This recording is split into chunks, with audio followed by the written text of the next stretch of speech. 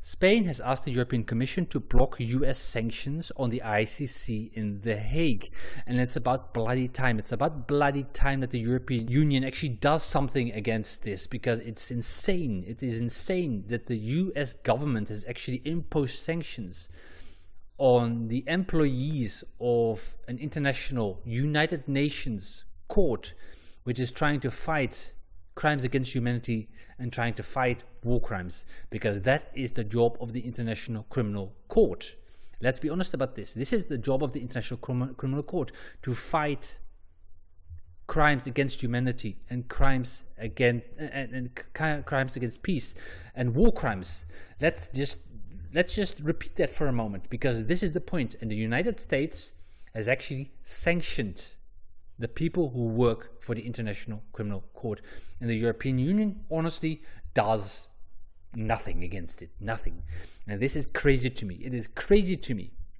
I think it's insane that the European Union, European governments, European institutions, European banks, etc., they all don't just do anything against this madness, but they actually actively cooperate with US sanctions, even though they don't have to.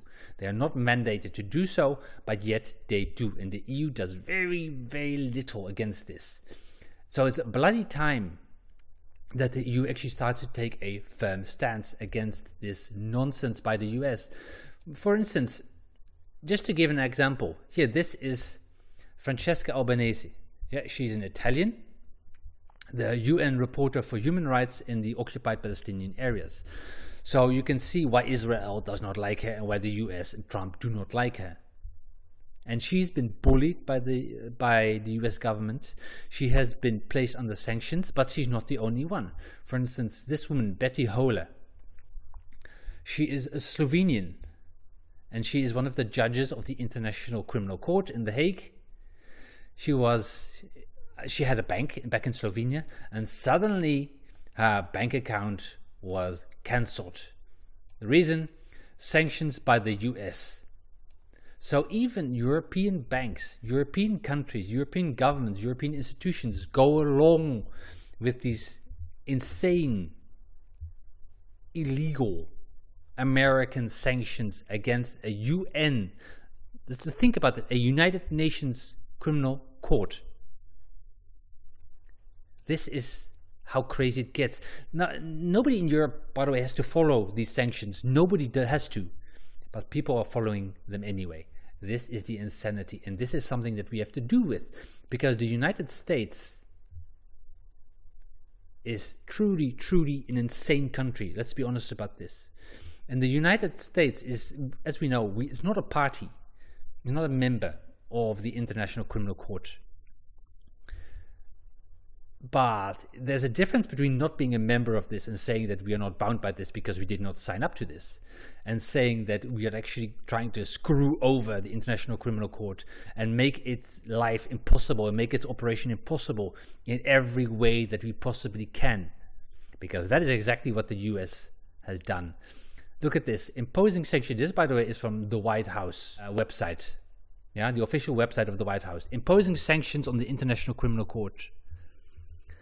By authority vested in me as president by the Constitution, etc., etc. I, Donald J. Trump, President of the United States of America, find that the International Criminal Court, as established by the Rome Statute, is engaged in illegitimate and baseless actions targeting America and our close ally Israel.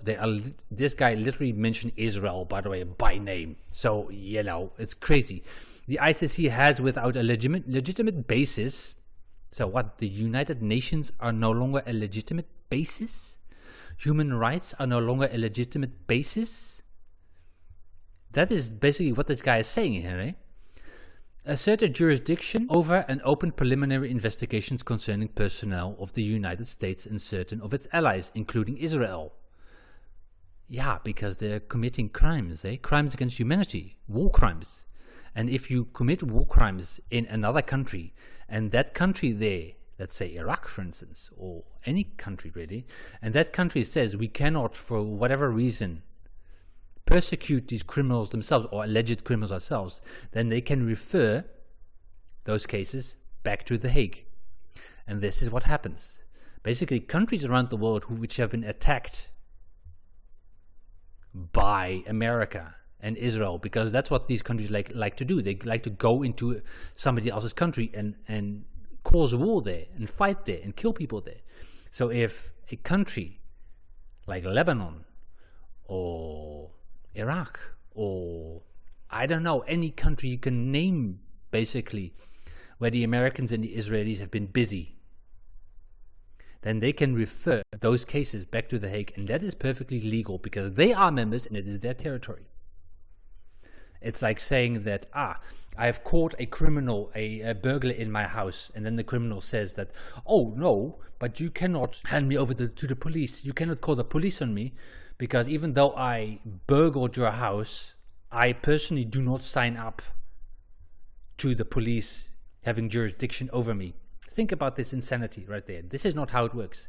Because if you break into my house, it's my house, so you have nothing to say, and I have every right to defend myself, which I will do. And if I can't defend myself for some reason, maybe because you come armed to the teeth, then I will call the police, and they have every right to help me defend my home against your invasion. So when the president of the US says that the ICC has no legitimate basis and no jurisdiction, then he is clearly wrong about this, because they absolutely do. They absolutely do. They have jurisdiction in any country that's signed up to it. So he goes on. The ICC, without a legitimate basis, which is already a lie, asserted jurisdiction over and opened preliminary investigations concerning personnel of the United States and certain of its allies, including Israel, and has further abused its power. Really abused, mind your words, by issuing baseless arrest warrants, not so baseless, targeting Israeli Prime Minister Benjamin Netanyahu and former Minister of Defense Yoav Gallant. The ICC has no jurisdiction over the United States or Israel, and neither country is party to the Rome Statute or a member of the ICC. This is true, but again, if you invade a country which is a member, then that country has jurisdiction, so they can refer back to the Hague. It's as simple as that. So what we see here, is that the United States government has instituted sanctions against the International Criminal Court and all the people who work for it, the judges, the administrative personnel, everyone.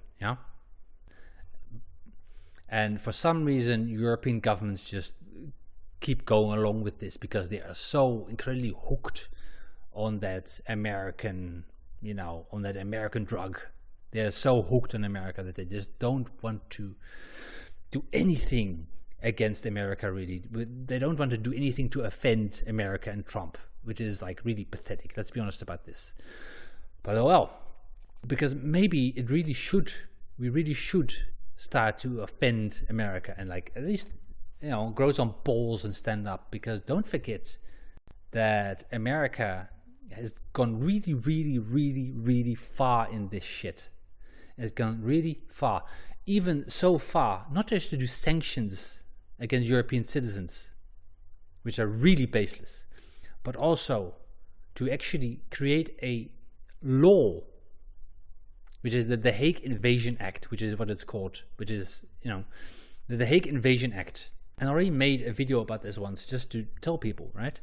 The Hague Invasion Act literally says that the United States government gives the president of the US whatever authority he wants to take any action, to start any action to get in the way of the ICC operating, including actually attacking, invading The Hague, attacking the ICC physically with weapons and soldiers, invading a country, the Netherlands and the EU, just to liberate any American or Israeli soldier which is held there because he or she is on the suspicion of committing crimes against humanity or war crimes.